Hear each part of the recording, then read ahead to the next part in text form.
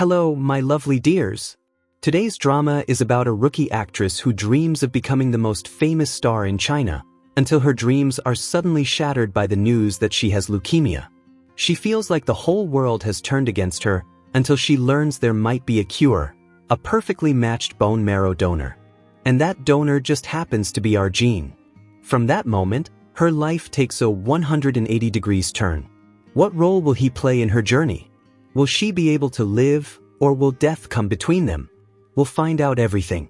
The story opens with Lena in the hospital, bewildered.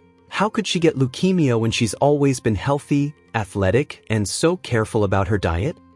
Just hours earlier, she left the doctor's office faint and confused, but before that, she was full of excitement to go audition for a new role. As an aspiring actress, she called an Uber.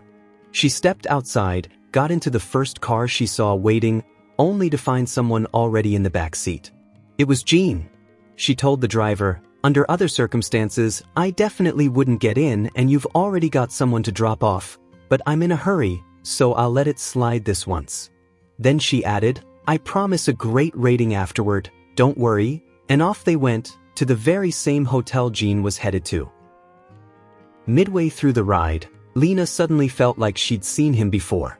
Jean admitted he felt the same. Lena's eyes lit up. "Did you watch Moonlight Story? I played the maid in episode 32. He blushed and said, "No, I'm embarrassed to admit I haven't." Just then her Uber driver rang her. He'd been waiting for her since earlier. "How could you be waiting? I'm already in the car," she exclaimed, realizing she'd gotten into the wrong vehicle. She apologized to Jean, asking him to let her out here, but he refused. He was going to the same hotel anyway. When they arrived and were walking inside, she accidentally bumped into him. Her contact lens case fell onto his clothes. With her eyes closed, she fumbled around to find it, utterly mortified. At that moment, Mr. Chu, the casting director who would interview her and also happens to be Jin's friend, walked up. Spotting them together, he strode over. "Who is she, and what are you doing with her?" Jean tried to explain, "I was just giving her a ride, nothing more." Mr. Chu teased, "Are you two engaged or something? That's a bit much, man." Embarrassed, Jean shot him a glare. Inside, Mr. Chu decided to give Lena a chance, offering her a part in a new series. At first, he wanted her to play the heroine, but then changed his mind. "No, you'll play the villainess. Let's see if you can pull that off." Lena threw herself into the role so convincingly that he genuinely jumped back in surprise. Yet still, he didn't hire her. Tears streaming, Lena stared at the donor registry and saw his name, Lin Jean. She was determined to meet him by any means. Fifi, feeling guilty, promised, "Don't worry, I'll find him, even if I have to dig him up from underground." She tracked him to the gym and pool he frequented. They waited for the right moment to introduce Lena, but his assistant was always nearby. When the assistant appeared, Fifi feigned a broken leg, collapsing in pain so Jean would rush over to help. As he reached down to assist, she accused him at the top of her lungs, "Help! He's harassing me!" Drawing a crowd, while Lena slipped through to approach Jean. Refusing to give up, Lena tried to stay optimistic. She went to see her boyfriend, carrying him some food, but to her shock found him with another woman, and not just any woman, but her own friend Fifi. "How could you do this to me, my best friend and my boyfriend together?" she cried. Fifi, who'd always been jealous of Lena, just smirked. Enraged, Lena flung the food in their faces and stormed out, completely stunned. She collapsed from the emotional shock and was rushed back to the hospital, where she learned of her leukemia diagnosis. The doctor told her there was still hope if she could find a perfectly matched bone marrow donor. Unfortunately, the only match in the hospital, a man named Lin Jean, wasn't ready to donate. Underwater in the pool, Lena signaled to Jean. He surfaced and asked, "What do you want now?" She choked out her story, her leukemia, her desperation, and how she discovered his name as her only match. He sighed, "I never planned to donate right away. I'm not ready." Lena begged, "I'm going to die if you don't help me. It might be better if I just die here." He bristled. Nobody likes being guilt-tripped with talk of death. Suddenly, Lena dove under and he shouted, "Stop messing around. But seeing her face down in the water, he dived in to save her. When she popped up coughing, he slapped her lightly. "You're impossible," he said, then stalked off. Still, Lena wouldn't give up. She followed him to his company building, pretending to be an employee. Security stopped her. She had no badge and escorted her out. Undeterred, she waited outside all day. Finally, Jean emerged and said, "Get in the car." Lena was stunned at how easily he agreed. Once she was seated, he surprised her. "Will you marry me?" He explained it would be a paper marriage. He needed a suitable bride, and she needed a donor. Each could benefit. Lena hesitated. It all felt so strange. He handed her his business card and said, "Think it over." That evening, Lena and Fifi debated the proposal at length. The next morning, Lena returned to the company and ran into Mr. Chu, Jin's friend. "What are you doing here? Don't think you can sweet-talk me into hiring you," he growled. Lena snapped back, "Mind your own business," only to realize her zipper was down. Mr. Chu's assistant rushed over to zip her up so she could enter. Chu watched, exasperated. Once inside, Lena told Jean she'd thought about his offer. Sensing her hesitation, he said, "No need to decide right this second. I need you by my side today at a very important exhibition. I hope you'll agree." With that, he took her to change clothes and brought her a fresh outfit. He handed her a stunning necklace and matching earrings. "These are exhibition pieces," he explained. "I want you to wear them. They're going on sale at the show, and they're the most valuable items there." She tensed as he leaned in. "What's wrong, heart racing?" he teased. She laughed it off, hiding her nerves for the sake of appearances. At the gala, she bumped into her ex, looking disheveled, and his spiteful friend who'd betrayed her. They smirked. "Look who made it here. How did you get in? Someone like you couldn't possibly be invited." Before she could reply, the friend jeered. "Isn't that the necklace up for auction? Are you modeling for them now?" Just then, Jean appeared. He asked, "Everything okay?" She shot back at her ex. "Come on, darling, buy me that necklace." Embarrassed, he signed the purchase agreement. Jean cleared his throat. "Are you sure you can afford this? It's $50 million. The ex paled and begged Jean to tear it up. Instead, Jean said, "First, apologize to my girlfriend. Then I'll void the contract." Sheepishly, he turned to her. "I'm sorry. We had a nice time together. I hope you can forgive me." His friend joined in. "I'm sorry too. I just loved it so much." Lena said she wanted to leave. Outside, Jean took her hand. "Listen," he said gently, "even when we marry, I'll be a good husband. We may not love each other now, but I promise you'll feel safe with me." In the car, as he drove her home, his grandmother called. He handed Lena the phone. "Here, you talk to her." Granny had heard they were engaged and, upon hearing Lena's voice, was overjoyed and insisted on seeing her.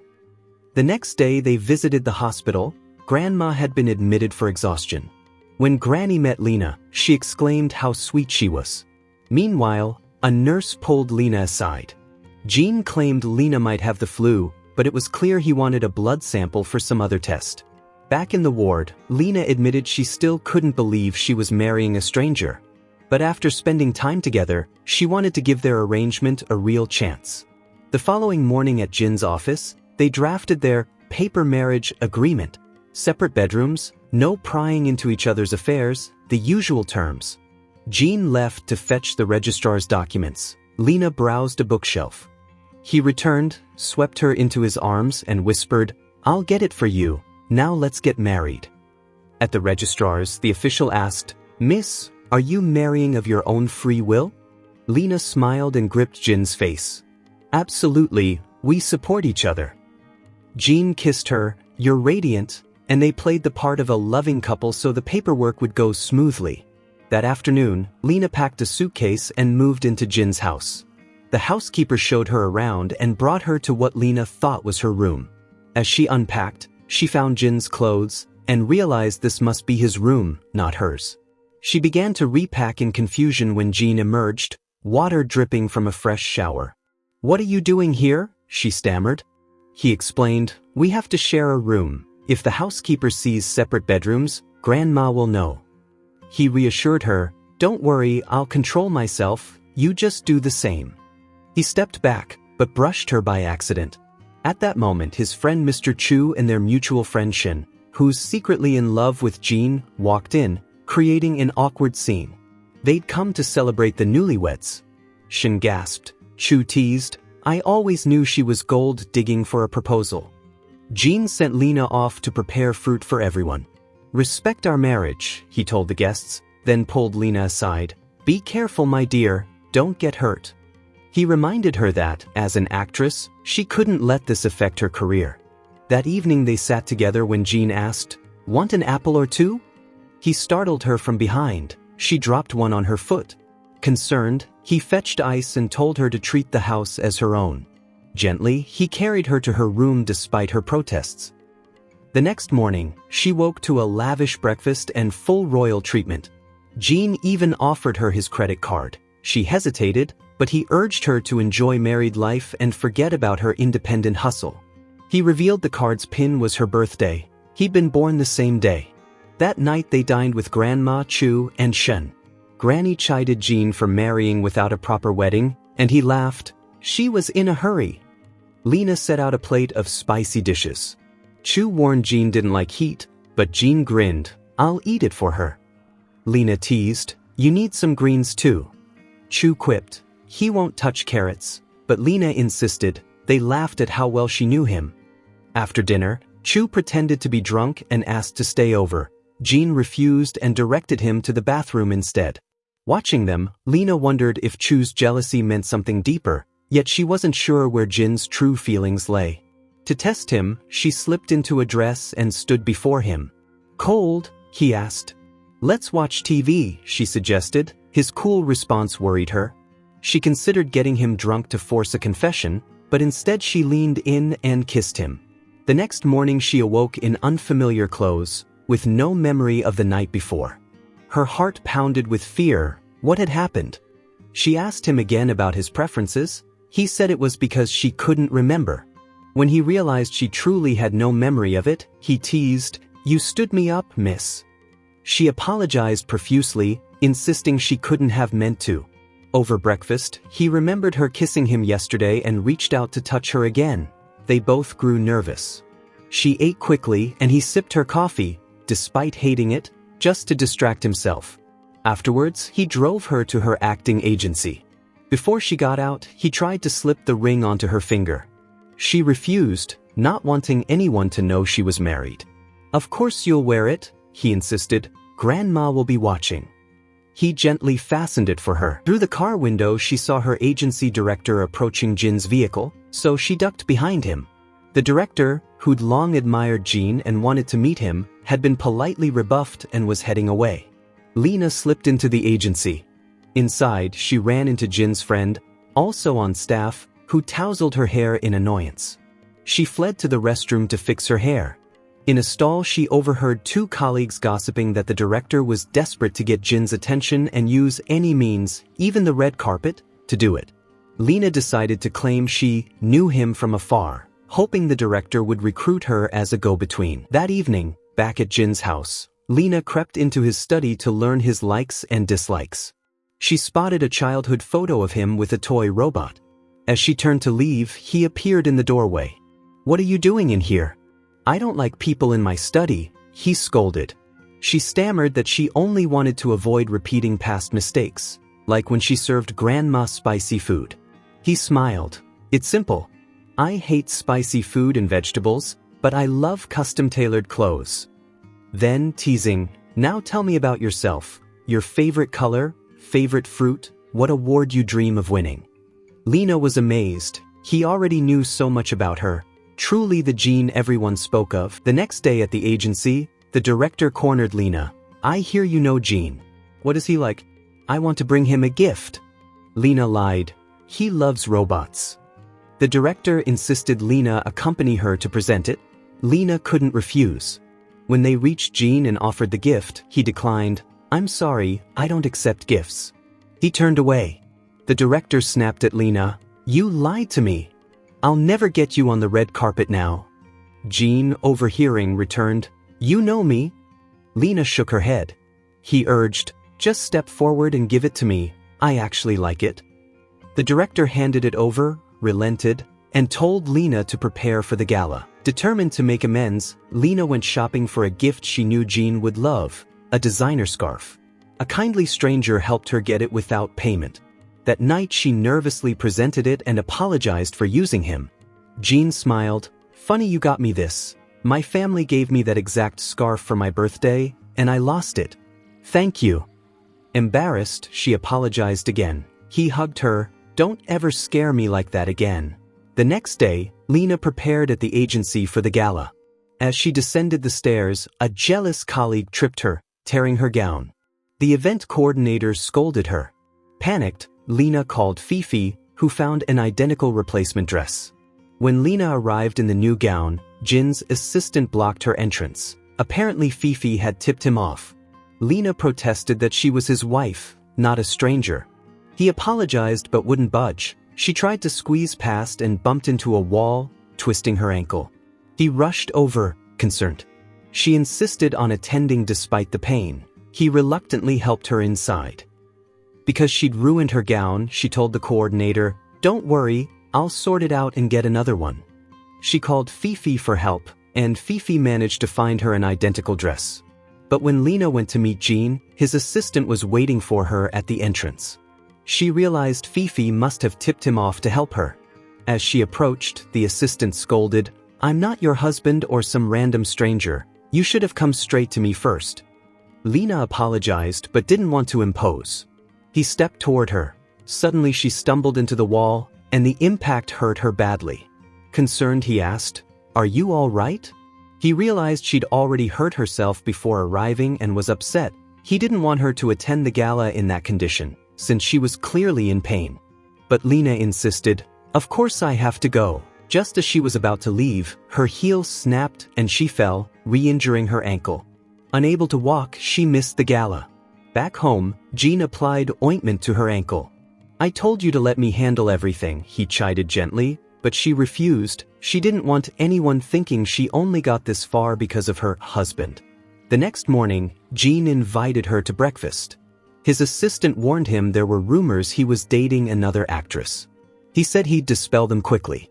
Lena offered, "I can handle that." He asked if she was jealous. She said she just wanted to help. She suggested he post on Weibo. He had the celebrity platform to squash gossip. To her surprise, he didn't even have an account. She teased, "How do you live without Weibo?" He smiled, "Life wasn't fun until I met you." She laughed, "I'll set one up for you." He grinned, "Make the password your birthday." She replied, "It already is." It was his birthday too. While she was out, she came across a cute dog and started playing with it. She posted about finding the dog, just in case its owner was looking for it. And sure enough, the owner called her. It turned out to be the same guy who had once given her a free pie at the shop and refused to take any money. He asked if she could keep the dog for a couple of days until he could come pick it up. But of course, our guy is terrified of dogs, so this wasn't going to be easy. She had to hide the dog. Unfortunately, the dog ended up peeing on Jean's bed while he was still sleeping. When he woke up and found out, he completely lost it and told her, "That dog needs to get out of here." Understand? Now she had no idea what to do. Meanwhile, she had plans to go to the movies with Phi. She ran into that guy, Cho, his friend, and as usual, he wasn't exactly thrilled to see her. So your friend told him, "I've been a fan of yours for a long time, can I take a picture with you?" Then she said, "Go on, stand up so I can take a photo with him." He agreed and took the picture, but suddenly he started feeling unwell and stepped outside, accidentally leaving his phone behind. She followed him and found him struggling to breathe. He had asthma and seemed to have dropped his inhaler. He was worried his fans might see him like that, so she helped him find a quiet spot away from everyone. She then went back to look for the inhaler and found it on the ground. But just as she was picking it up, someone accidentally stepped on her hand and apologized. She returned and handed the inhaler to him. Thankfully, he started feeling better. Then he looked at her and asked, "What happened to your hand?" She told him it was nothing, that someone had just accidentally stepped on her hand, but she was fine. Still, he felt like he owed her something, so he asked how he could thank her for what she'd done. She said, "A friend of mine left his dog with me for a couple of days. Could you convince Jean to let me keep it and not kick me out?" He was surprised she asked for something so small. He had expected her to ask for a favor like getting her a role in a film, since he was a director and all. But she clearly wasn't into that kind of thing. She didn't believe in shortcuts and wanted to climb the ladder of fame on her own. Anyway, the guy realized that she and Cho couldn't leave the place together because there were too many people outside, and if they did, rumors would definitely start. So he decided to go get her himself. But just as he was about to, his friend asked, "Wait, you're actually going?" He said, "Take you? No, I'm here to pick up my wife. Are you crazy or what?" One day, it was Jin's birthday, and coincidentally, it was also her birthday. So she decided to surprise him by baking a cake, preparing some food, and setting everything up for a little celebration together. But the guy was running late. Then she saw that annoying girl had posted pictures online showing that she was about to celebrate Jin's birthday with him. That really upset her. She felt hurt and ended up eating alone. But the truth was, Jin wasn't going there to celebrate with the other girl. He just went to meet her, not knowing his wife had planned anything special for him. Of course, he had no intention of celebrating with the other girl. He only wanted to spend his birthday with his wife. Then the girl told him, "I've loved you even before her. If I hadn't traveled, we probably would have been married by now." He replied, "Don't try to rewrite what happened. What's done is done." He left her behind. When he got home, he found his wife sitting alone, eating by herself. He said, "You started without me?"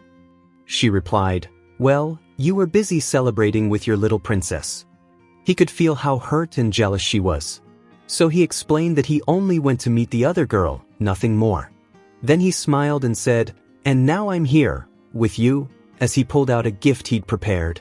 He took her out, and when they arrived, she was completely shocked. He had gifted her a whole building. It was far more extravagant than she ever imagined. But he simply said, "Nothing is too much for you. You're my wife." Then he asked her, "So, where's my birthday present?" She looked down, a little embarrassed. "I didn't get you anything." He smiled and said, "That's all right, we'll make something together." So they went and made a cake themselves. He stayed unusually close to her the whole time, closer than he had ever been before.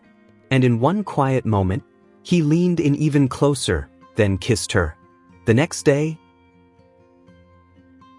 she was on her way to lunch with her friend when their son showed up and invited them to join him. But their daughter told him to sit in the front seat while she and her friend sat in the back. He was expecting to sit with her, but that wasn't the case. So they went to lunch together, the three of them, along with his assistant. During the meal, their daughter decided to tease him and said, "Fifi, isn't it true you own the apartment? You want to kick him out and raise the rent? Come live with us for a while until you find a new place." Then she asked their son if it would be okay for Fifi to move in. He said, "Of course, it's her house too. But if she moves in, it's going to be like a chaperone between us." He then suggested, "It might be better if you stay with me instead. After all, we're still married, so..." She agreed because she was already attracted to his assistant, and the whole situation felt like a smooth opportunity for her. Meanwhile, their daughter was waiting for the guy with the dog, but he called and told her that he wasn't feeling well and wouldn't be able to go out today. She told him, "Okay, just give me your address, and I'll bring it to you." She went to his place to drop off the dog, and when she arrived, she realized he was the same guy who had given her the tie earlier. It was a nice coincidence for both of them. He invited her inside to make her coffee since she had gone out of her way to bring the dog to him. Once inside, she noticed that he seemed a bit off, so he explained that he lived alone and hadn't planned on getting a dog because he felt that dogs. He said that dogs die quickly, but despite that, he got this dog because he believed that humans are the only animals who abandon others easily.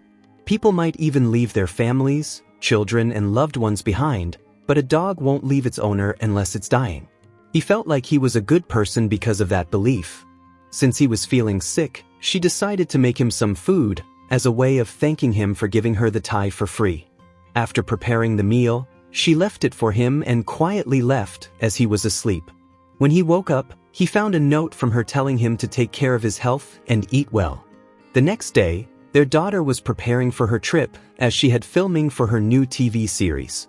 Her son took her to drop her off and said, "You're not allowed to get involved with."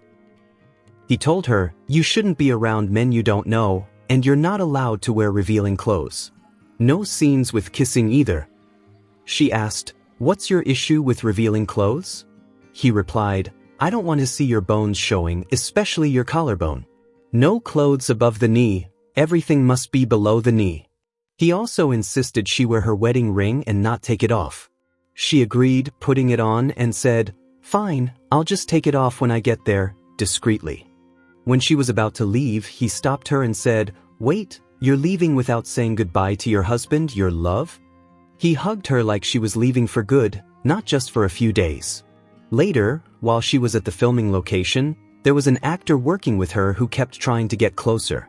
He said, "Come on, let's go over the script together." He was getting closer, trying to touch her in some way, but she wasn't into it until Cho, our son's friend, saw them and helped her out. He told him, "Sorry, she and I are going to read the script together." Then he took her and walked away. It turned out that the boy who was trying to get close to her was the same troublemaker girl who had pushed him towards our daughter to take pictures and send them to Jean. Of course, her plan failed. Anyway, our daughter was sitting there reading the script when it started raining, so she grabbed an umbrella to give it to Cho. That's when she heard him talking on the phone, yelling at his father, saying, "Just because you adopted me and gave me all your possessions doesn't mean you can decide who I'm going to marry," and then he hung up the phone. He was there, feeling both sad and angry at the same time. Then, Hannah got closer to him to give him the umbrella, and he got startled because she had been eavesdropping. He asked her, "Doesn't it bother you? I'm just a piece of meat." She replied, "Why would it bother me? You're handsome, you won an award for Best Actor, became a director, and are successful with fans. How could I feel sorry for you?" He said, "Oh, so this is your way to get close to people? The same way you used my friend to marry you and reach fame." She told him he didn't know anything and that she was wrong for thinking about him. She walked away, leaving him behind. But of course, he knew he was wrong and said that in a moment of anger. He went to find her and make up with her, only to find the same guy who had been trying to get close to her. He was trying to force her to drink, so he pulled her away to separate them, saying, "That's enough, you're just a clingy kid." Anyway, when they went outside, he apologized to her, telling her that he didn't mean to say that. At that moment, the guy who had been trying to get close to her took a picture of them together to send it to the other woman. But Cho, our son's friend, called and told him, "Your wife has someone trying to get close to her, so be careful." That's when he decided to go to the hotel and stay with her tonight. Don't misunderstand, guys, but suddenly love and jealousy came rushing to Jean, our son, and he didn't show up empty-handed. He brought her a dog as a gift, and after he entered, while she was in the room with him, she got a message saying they had changed the filming location, so she would have to go and book a room at another hotel.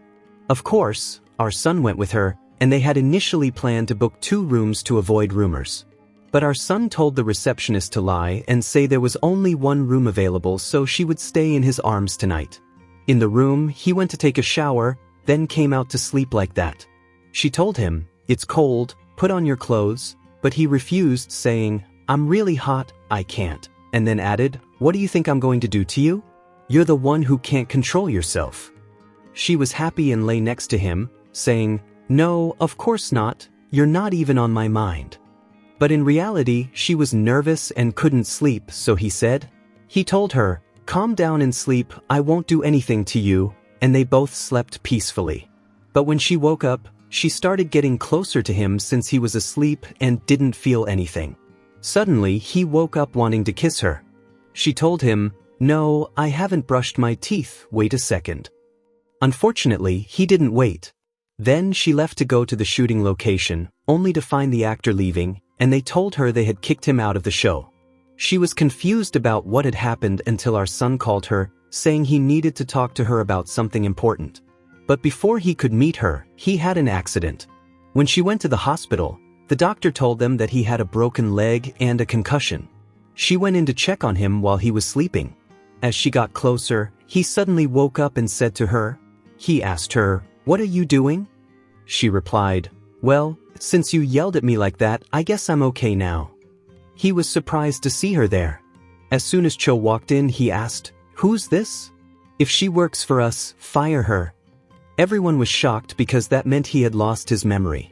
But the doctor told them his condition was normal, explaining that due to the concussion, he might not remember for a while, but his memory would likely come back. When she went back to his room, she found the troublemaker girl there, holding his hand. The last 2 years of his memory had been wiped out, and before those 2 years, he had been involved with this girl, and they hadn't broken up yet. Hannah got upset, left the room, and walked out. But it wasn't that easy. She would be upset for a while, but she would return to him. She tried again to make him remember her, so one day she went to him with some soup. As she was about to give it to him, she accidentally spilled the soup on her hand and noticed she had burned herself. She let it go, trying to give him the soup, but it hurt, so she paused for a moment. She told him, "If you need anything, I'm here."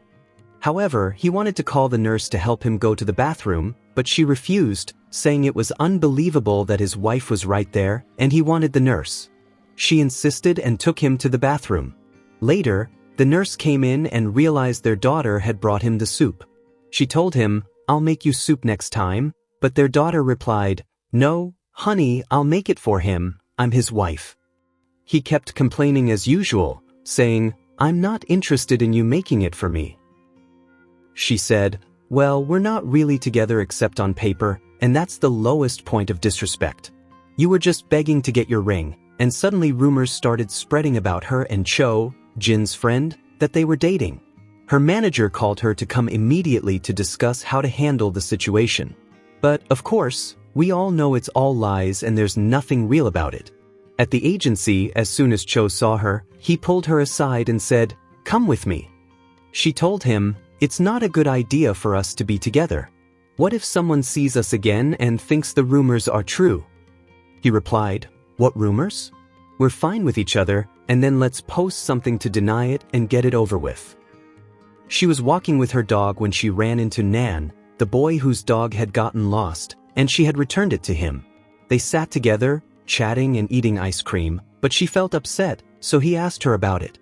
She told him that one of her friend's husbands had had an accident and forgot about her, no longer remembering her. He replied that memories are the most important thing to a person, and when they're gone, the relationship ends. That's when she realized she needed to create new memories with him, even if the old ones were lost. She thanked him and left for the hospital. She started using a new tactic, sometimes charming him with sweet words, but he would push her away, and other times, she would flood his room with romantic gestures. He became afraid to go in and sit there until she finally gave in and decided to just impersonate him. When he was finally out of the hospital, she went to pick him up in the car, all dressed up as if she were going to a wedding, and put him in a situation where he had no choice but to ride with her instead of the other woman. Unfortunately, it felt like she was driving at a turtle's pace, and he kept telling her, "Step on the gas, let's get there." While she was holding the steering wheel like her life depended on it, people were running past them, speeding ahead. Thankfully, they arrived in 2 hours, thanks to her ninja-like driving skills. When they got there, they saw a dog at the house. They were confused and asked, "Whose dog is this?" She replied, "It's the dog you gave me as a gift." But the other woman said, "Impossible, he's scared of dogs, and he was also confused and didn't believe her. He told her, "That dog needs to leave," but she refused, saying, "It's my dog and it's staying here." He replied, "I said it's leaving, so it's leaving. My word goes," and then he walked off into the house. She went to her room to check on her dog and decided to make him admit it. She went back and reposted the post he had shared about the dog before he lost his memory. His fans had sent him dog food as a gift. He was surprised, wondering when that post went up and how he suddenly became so fond of dogs. Meanwhile, our daughter decided to seek help from a friend, so she asked Cho to help her win his heart back. He told her, "Forget it, you won't be able to fool him." She fell into his trap twice, so she slapped him to make him quiet. He told her, "I was just joking," and then started planning with her what to do to make him fall in love with her again. She went home and entered his room, telling him she wanted to take his measurements to have a new suit made for him. She started getting closer to him and touching him, until when she went to take his measurements, she ended up in his arms. At that point, he pushed her away and asked, "What do you want exactly?" He started undressing to scare her, but she responded casually, "I'm waiting for you." He felt like she was pretending, so he backed off. She then spoke to Cho, telling him that his technique wasn't working. He told her, "Then let's move on to technique number 2. The way to a man's heart is through his stomach." The next morning, she woke up and made him breakfast, though it didn't make much sense. She kept telling him to wake up and saying things like that. As soon as he tasted it, he wanted someone to take him to the hospital, so he had his assistant taste it too to see what was wrong with it. But she was still convinced it smelled good. He told her, "Well, you try it, but it's a shame for you to make it and not taste it." As soon as she tasted it, she apologized, grabbed her things, and left. That night, she went into his office, sat on the couch far from him, and said, "You know I'm participating in the celebrity race tomorrow, the one you arranged for me. They called me specifically to come, and they told me I had to attend because I'm obviously very important." He pretended to be talking on the phone and said, "Regarding my celebrity race." Regarding tomorrow, there was a certain actress he didn't want to attend, so she quickly snatched the phone from him and said, "You're trying to ruin my future." But she realized that he wasn't actually talking to anyone on the phone, he was just fooling around. No one had called her specifically, and she would participate on her own terms.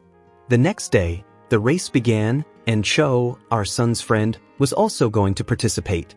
But, of course, we all know Cho has asthma, so running is tough for him. In the middle of the race, our daughter noticed that he was struggling to catch his breath, so she slowed down her pace. She kept running beside him, asking if he was okay. He told her, "Stay away from me and continue the race." But she refused, saying, "On the contrary, if I stay next to you and you faint, I'll be here to help." And she said, "People will love me more than you can imagine, so the race doesn't matter." But of course, she was joking because she was actually concerned about his health. Suddenly, some journalists appeared, so he decided to finish the race and stop to do an interview with them. She kept running until the end of the race, and no one expected her to be that fast and able to take first place. After the race ended, she saw our son standing there and asked, "What are you doing here?" He replied, "I just came to watch, and I'm not alone." Then she saw he was with the other woman. Cho looked at his friend and said, "Sorry, I'll take your wife for a minute. I need to talk to her about something." He gave them a side glance, clearly annoyed. Then the four of them went to have lunch together. Jean and our daughter couldn't stand each other, and each of them was trying to annoy the other. So, he put food in front of the other woman, but our daughter, being fiery, picked up some very hot food and threw it at Cho, telling him to eat and enjoy.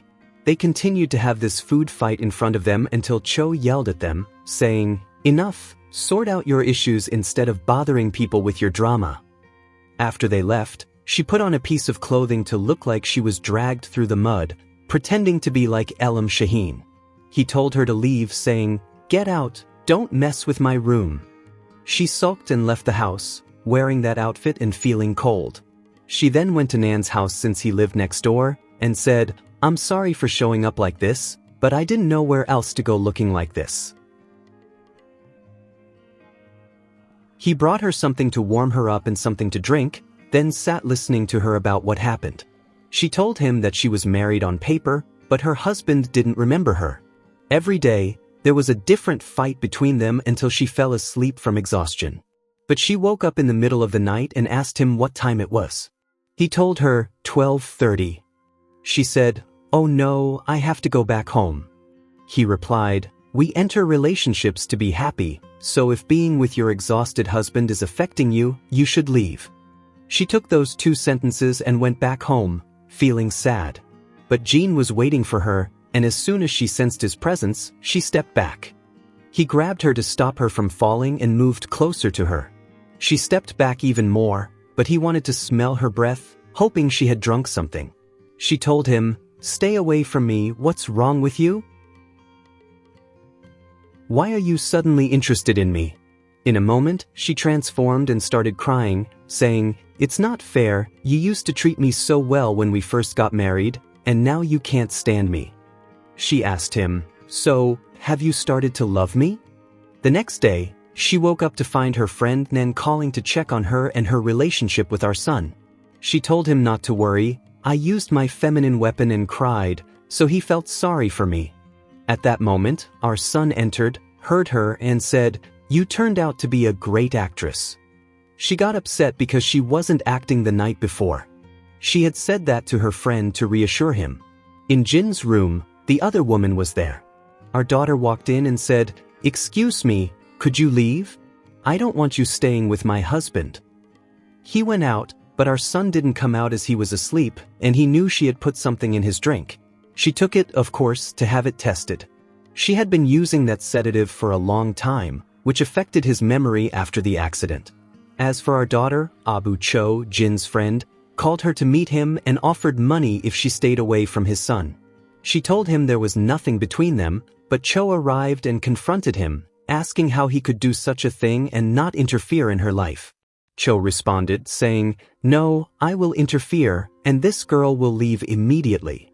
She replied, I told you there's nothing between us, and you have no right to control him. Cho didn't wait to hear more and told her to leave with him.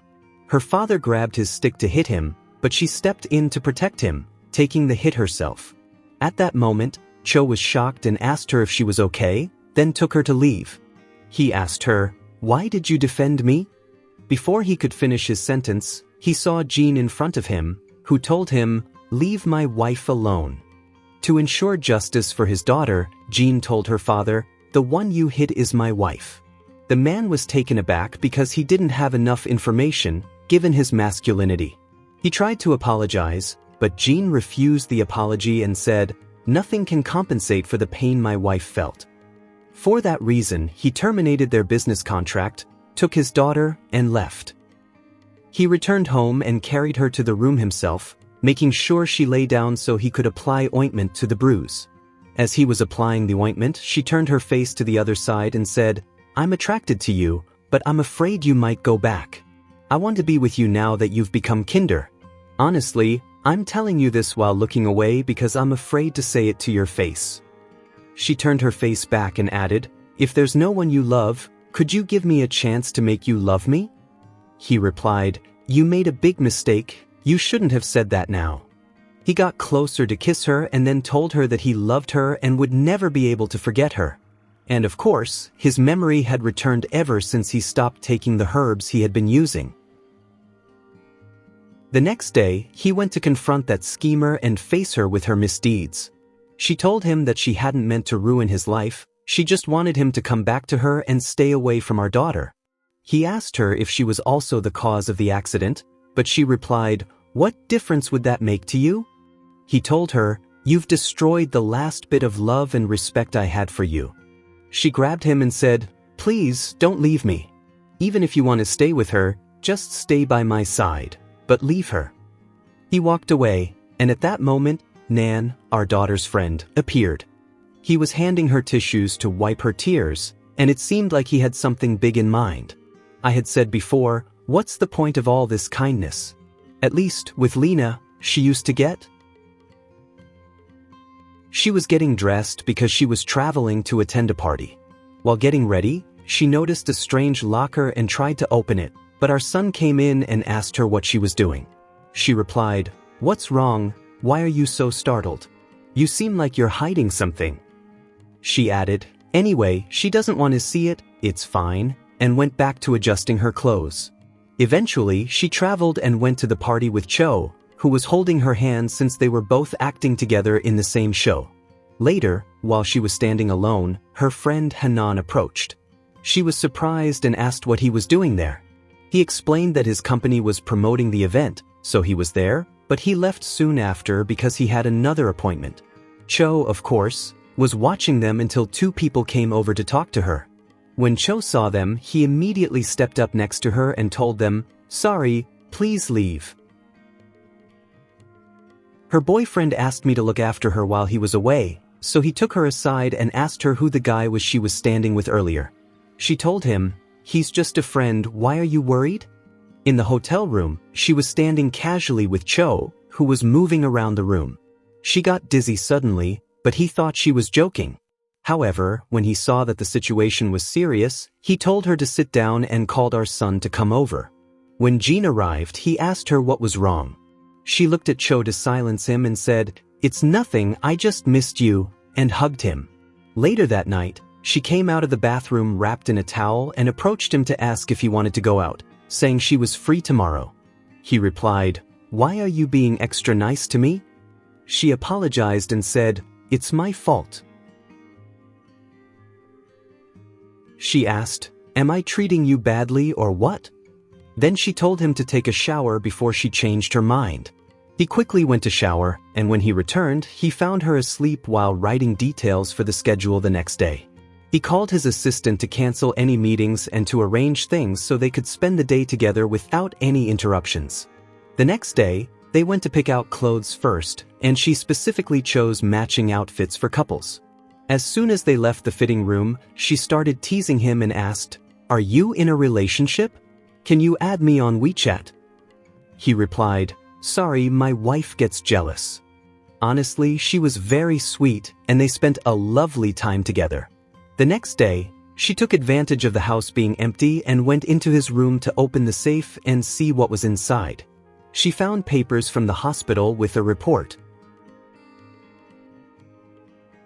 The papers revealed her medical condition, which showed that she had anemia, not cancer. She was shocked by Jin's actions. As soon as he arrived, she confronted him and said, with deep emotion, "How could you hide something like this from me? You knew and didn't say anything." He replied, "Let me explain. I wanted to get closer to you at that time, and when you went for tests at the family hospital, I swapped the reports so you'd come to me on your own and we could get married. I was ready to acknowledge you as my wife in front of the world." She was furious and said, "You're selfish. Can you imagine how I felt, knowing I have cancer at just 21? He tried to calm her down and speak more to justify his actions, but she refused to listen any longer. As soon as she tried to leave, she fainted and he quickly. The doctor told him that she needed rest, but not much. When she woke up, she tried to leave the house, only to find that he had stationed his men outside to prevent her from leaving. She called him, yelling that this was against the law, but he didn't care. All he cared about was that she wouldn't leave him. She decided to put on a strange act, took her dog's temperature, and told the maid that she was dying and really sick so he would come and let her leave. However, he had caught onto all her tricks and told her, "You're not leaving, stay here." Then he added, "I heard you want a divorce, what are you going to do with that?" She begged him, "Please, have mercy and let me go," and kept pushing and even bit him. But at that moment, she became overwhelmed and collapsed on the ground. She decided to leave the blanket, but then changed her mind and locked it in the room. She called for her guards to quickly open the door so she could escape. As soon as she called out, they came and opened the door, allowing her to flee. He rushed after her, but when he got out, he found his grandmother standing behind her, scolding him for locking her up.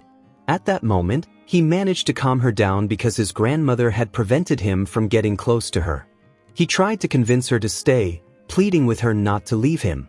He explained that he had known her before the hospital incident when he had gone to buy a birthday cake. He didn't know because the shop didn't accept payment via credit cards. He saw her buying a cake and she told him she could buy one for him, since today was. It was also his birthday, and since that moment, he hadn't forgotten her. He fell in love with her at first sight and couldn't believe he saw her again. He wanted to get closer to her, but unfortunately he chose the wrong way to do so. This made her feel like he had bought her or considered her his servant, and she couldn't stand being in the same house with him anymore. So, she took her things and left.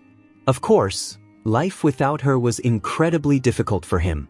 When she arrived at her house, she found Asho sitting there without any manners or decorum. He said to her, "I came to see what you've been up to, and by the way, I specifically hit him for you to make you angry." She reached out to take his hand to see it, and he felt strange emotions. He told her, "Move aside," and she looked at him. By the window, she saw Jean standing in the rain, as if he was waiting for her to come out. She quickly closed the curtain before he could see her, then went to eat with Cho. Later, Cho told her he had to leave because it was getting late. She looked for their son but couldn't find him because he had gone back to the house and sat in the bathtub, feeling as though he was about to die. Meanwhile, Cho spoke to two girls, asking them to come ride bikes with him, which she found strange. She told him, "No, I'm not awake and I can't forgive you." He replied, "Listen to me, I'll give you money." She said, "Okay, fine, I'll ride with you today until you go bankrupt." They rode together, going down, shouting, and releasing their energy at the top of their voices. This caused Cho to get even more involved. His feelings for her grew stronger, while their son was trying to jump in her path wherever she went, asking her to give him a chance. She asked him to leave, and he listened to her, but then he appeared again as she was heading to eat. She said to him, "You again?" He replied that he would follow her anywhere until she forgave him. He kept walking behind her until they reached the restaurant, where they sat down to eat. She ordered spicy food and a drink, knowing he didn't like spicy food. However, he decided to eat it and forced himself to do so. Meanwhile, she kept adding more chili and told the waiter that the food wasn't spicy enough, asking for more. The poor guy was suffering because of it. Afterward, she returned home, and he was still following her. She saw him standing under her window, so she opened the window to look at him, and he was exactly the same. One day, she had a job interview at a strange place, but it turned out to be a trap. The man gave her juice with a sedative, and after she fainted, Cho arrived to find her unconscious, pulling at his clothes, saying she wanted to get closer to him. It turned out that the snake and Nan were behind this, and they had set him up. They called Cho to put him in a difficult position, and their son came in unexpectedly. However, Jean was smart and realized it was a scheme. He took their daughter with him to the house, and she kept hitting and pushing him until she fell asleep on the bed. The next day, when she woke up, she found herself in his arms. She jumped up in shock. He was feeling exhausted, holding his head, and said to her, "What's wrong, Kat? You're the one who made fun of me yesterday." She replied, "Impossible, that didn't happen." He reassured her, saying, "I was just joking, nothing happened.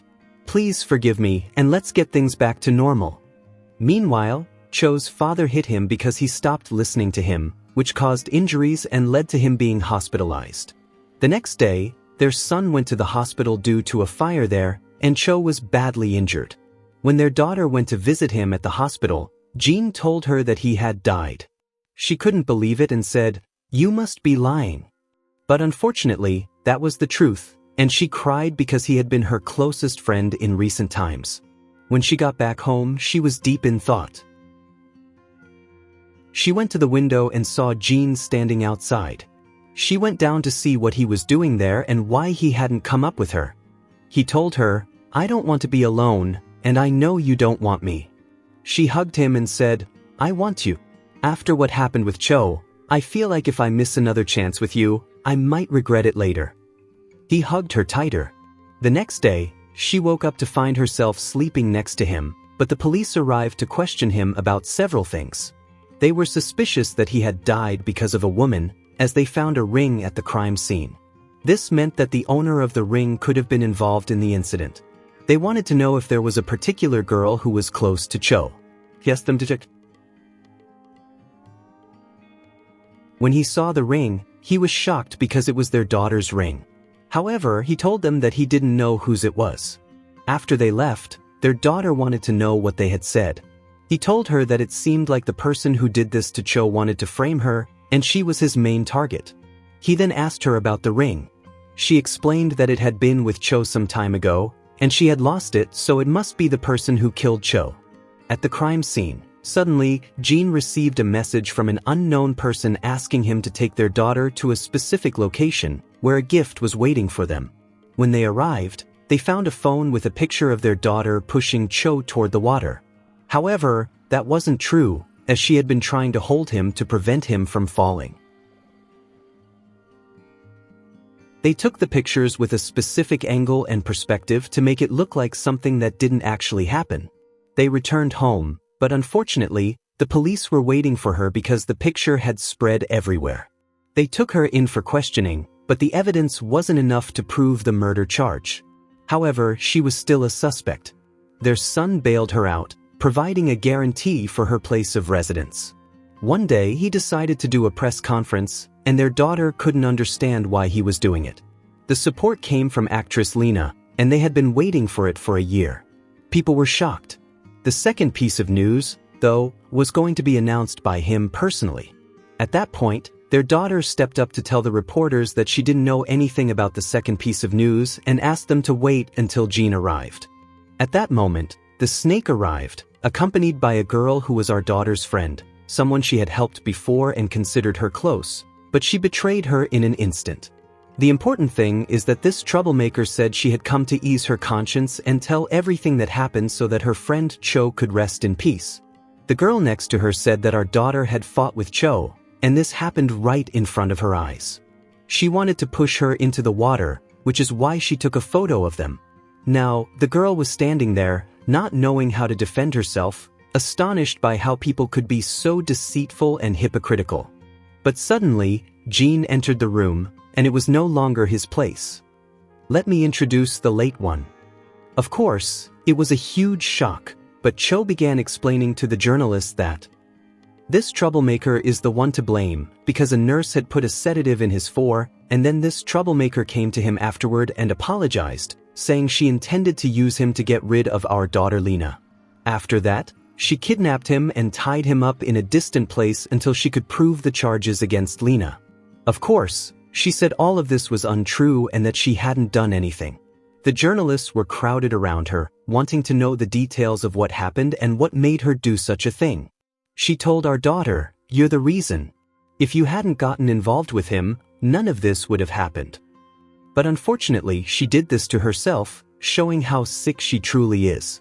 But thank God, the truth comes out in a moment, and one day, our daughter, while she was with Vivi, she accidentally slipped and told her that the apartment she had been staying in during that time actually belonged to our son. He was the one who bought it as soon as he found out she had rented it. She got upset because he had been deceiving her.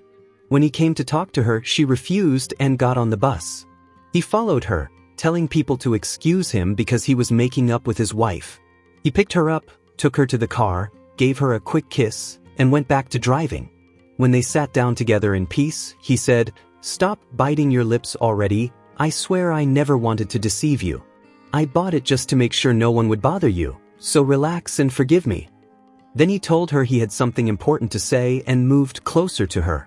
One day, he made her sleep and he kept touching her to wake her up, and his hand was on her stomach as he told her that he wanted a little chick from her.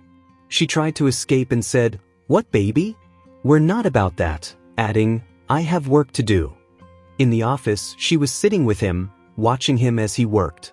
He asked her, "What are you looking at?" She replied, "Why can't I look? Is it forbidden?" Then she quickly apologized and sat quietly. But when he found her secretly taking pictures of him in a compromising situation, he moved next to her and told her, "If you're going to die and get close to me like this, I'll satisfy you." One time, Lena was entering the restroom and felt someone was behind her. Sure enough, a woman appeared, and Lena asked her, "Why are you following me?" But the woman denied it, even though our daughter felt. She saw her several times, so she went back home and started flipping through old photos of Jean when he was a child until she found a picture of him with the same woman who had been watching her. In the kitchen, while she was closing up with her friend, she said, "Goodbye, my dear." Jean jumped at her and asked, "Caught you? Who's your dear? Do you love someone other than me?" She quickly turned to give him a quick kiss to calm him down, but he wanted a piece of Chris. She refused, so he tried to take it from her mouth forcefully. The important thing is, she went to meet the woman who had been watching her because she figured out that she was Jin's mother. When they sat together, she learned from her that her husband used to treat her badly, preventing her from working, seeing her friends, and even deciding what she could wear. She had to wear closed clothes until he started hitting her, so she became afraid of him and decided to run away. But she missed her son, which made her return at certain times to keep an eye on him. That's why our daughter plans to help her so they can fix their relationship. At the company, she went to sit with him, and he had brought food for her. She was teasing him with it, and he said, "Enough with the food, I want to eat you." Just then his secretary knocked, saying she needed him for something important. He told her it could wait and tried to get closer to our daughter. She knocked again, saying it was urgent. He snapped, "Leave before I fire you." She stayed silent, and our daughter then said to him, "I want to take you somewhere where there are no people, just the two of us." He asked her, "What are you going to do then?" And as soon as he whispered in her ear, he took her and went back home. The next day, she woke up early because his mother came to give her food. She pretended to be preparing a frame for him and served him some of the food his mother had made. He felt something was off because the taste of the food made him recall his childhood. Anyway, he went to work, and she took advantage of his absence before lunch.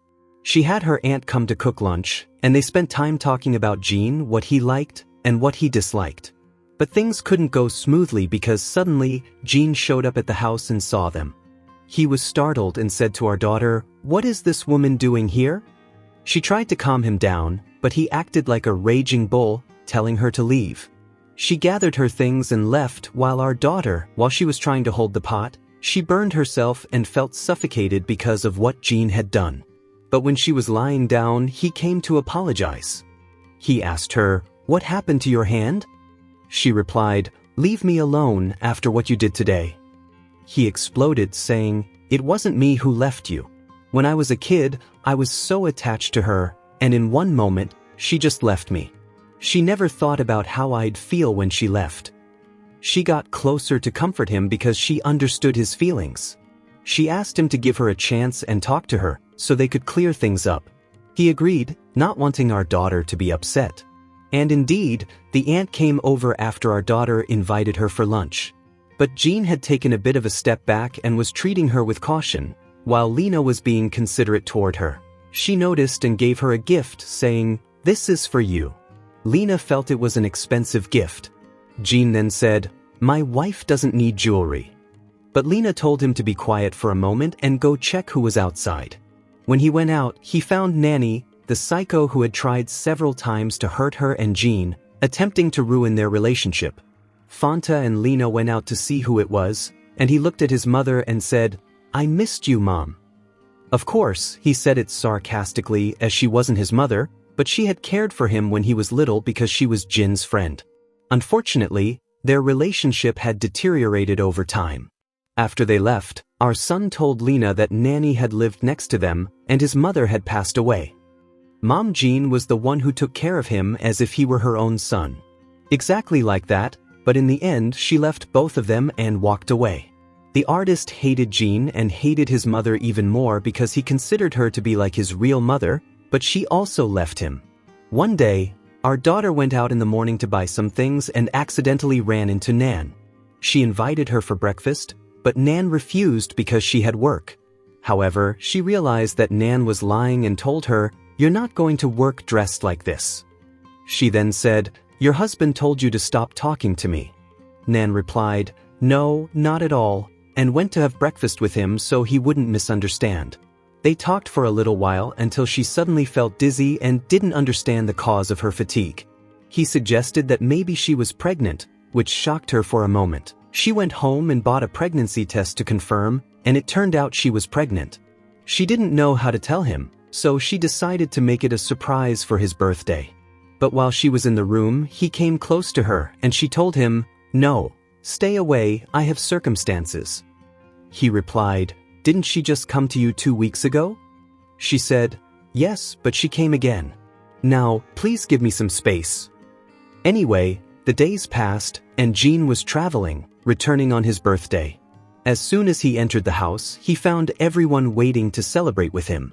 But when he asked where Lena was, they told him, "She didn't come to pick you up from the airport."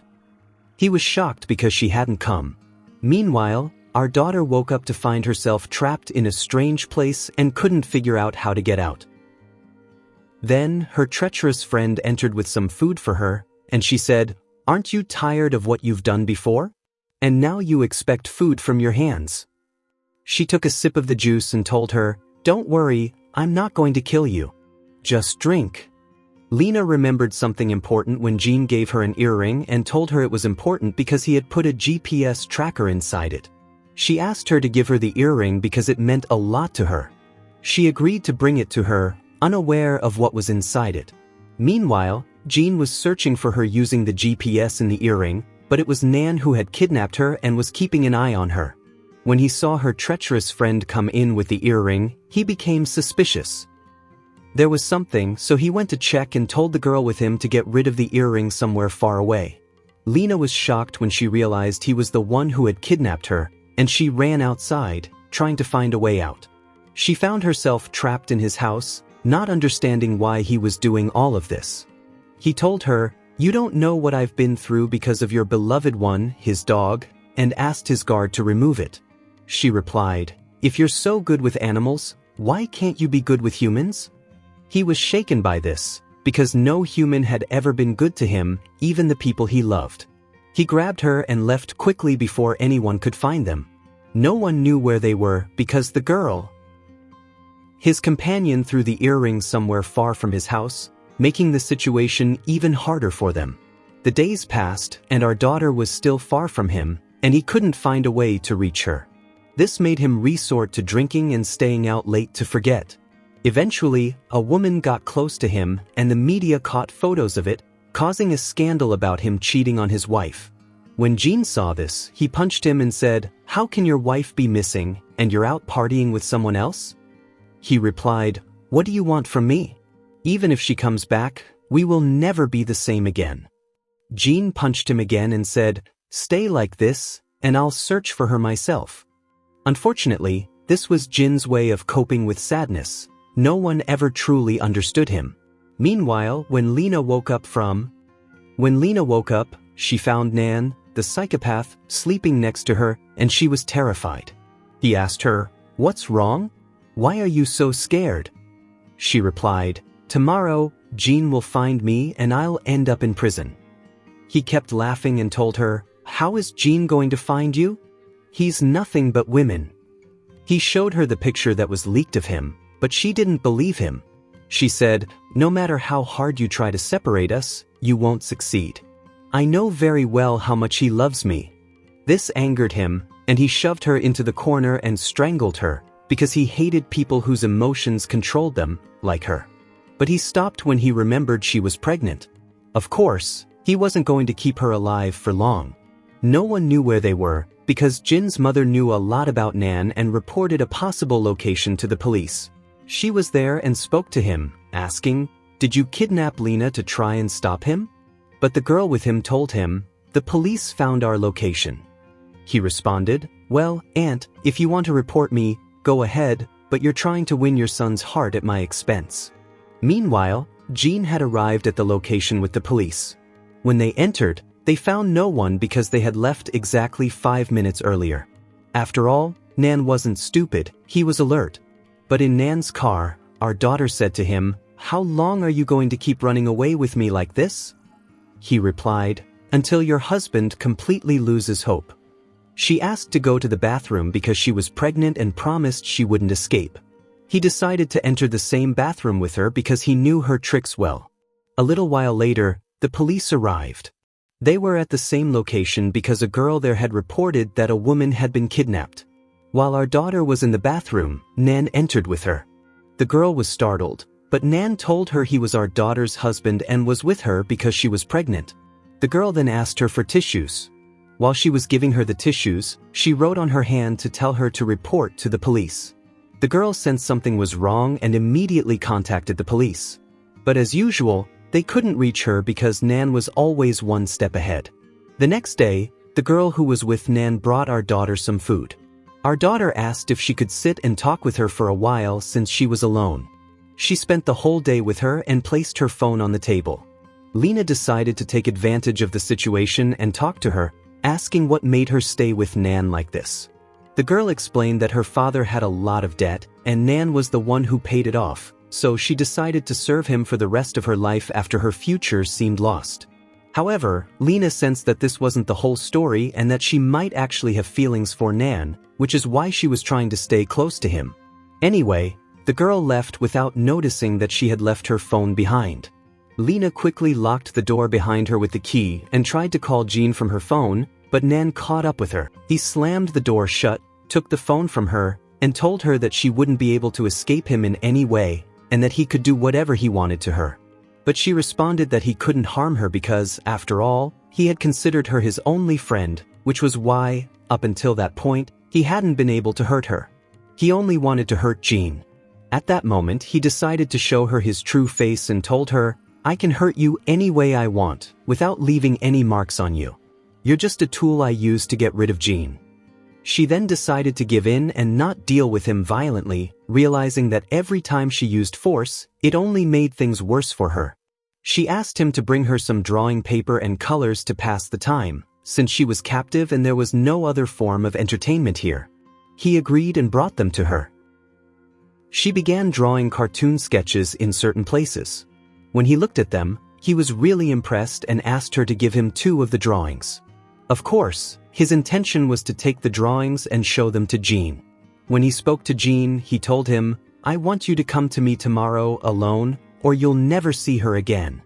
When Jean met with him, he continued to negotiate, telling him that he would do whatever he asked as long as it would hurt his wife, the love of his life. He left her drawing behind. At that moment, Jean started thinking about the drawing in a broader sense because it was clearly a message she had sent him through it. And indeed, it was true. She was describing the place where she was being held captive. After much thought, he managed to find the place and went there to rescue her, but Nan had found out later that the police were on their way. He didn't have time to take her and escape because Jean arrived just then. Nan, of course, lost his mind, drew his weapon, and told Jean he would kill her. The girl with him was scared and felt that he would actually carry out his threat. She was terrified to the point that she froze, preventing him from doing anything. A struggle broke out between Jean and Nan, and in the end, Nan managed to get to his gun and was about to shoot the girl. However, the bullet hit Jean, who fell to the ground, bleeding heavily. Lena was sitting next to him, crying. Nan quickly fled, while Jean told her to try to live her life without him. She remained there. She cried and told him, "How can you leave us? Please, I want our son to grow up without his father."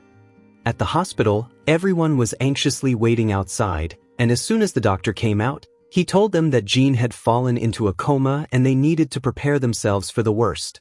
Lena collapsed and fainted.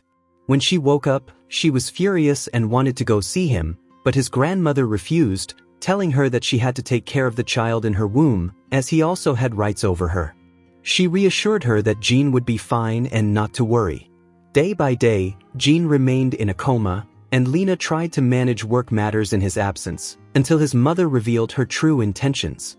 She called for a meeting to vote on removing Jean from the management, given that he had fallen into.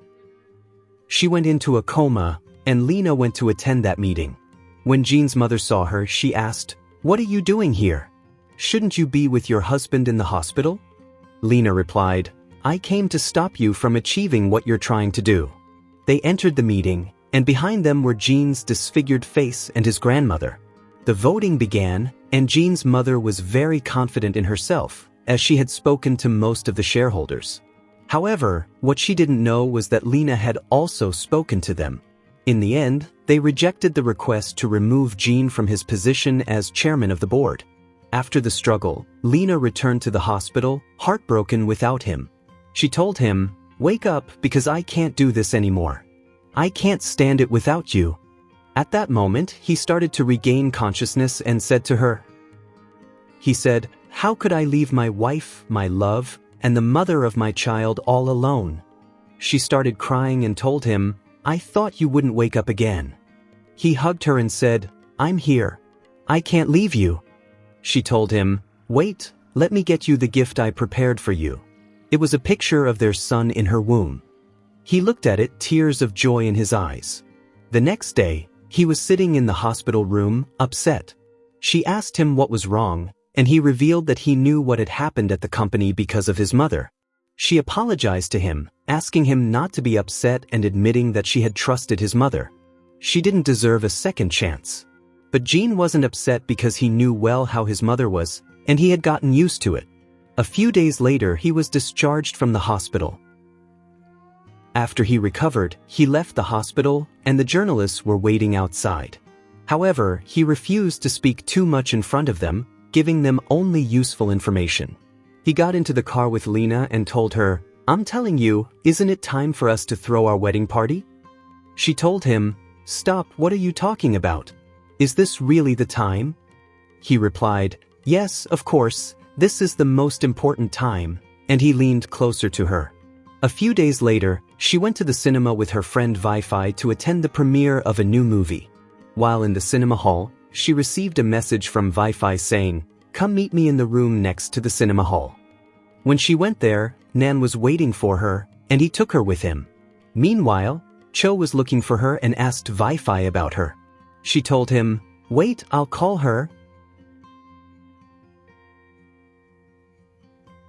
She discovered that her phone had been stolen, but this time, Nan took things too far. He beat her and threw her in front of a tree as if he were seeking revenge. He told her that he would use her to figure out how to escape the country and called Jean to come alone. As soon as Jean arrived, Nan started threatening him with her, saying he had to get him out of there and come up with a plan to take revenge on his mother and everything that would destroy Lena.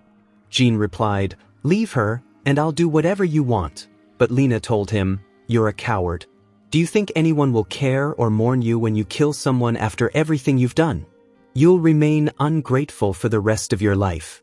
Nan then heard the sound of police cars and started to get scared. Lena quickly pushed him before he could lose control and hurt her, so the police would catch him in seconds and take him away. From that moment on, every moment became important to Jean. They threw a wedding party for him and Lena, and her belly had grown quite big by their birthday. They invited all their family and friends to the celebration, until suddenly, she went into labor. She started screaming as they tried to help her calm down so she could give birth to the baby safely and peacefully. Thank God, the child was born and would grow up in honor and pride, rocking in his mother's arms. And here, we've reached the end of the first part of our series. What do you think the second part will be about? Are there still more twists and turns with them? As for me, I'm ready for anything. The important thing is that you don't get bored of me. Stay tuned for the second part soon, my dears. And don't forget to share your thoughts in the comments. Goodbye.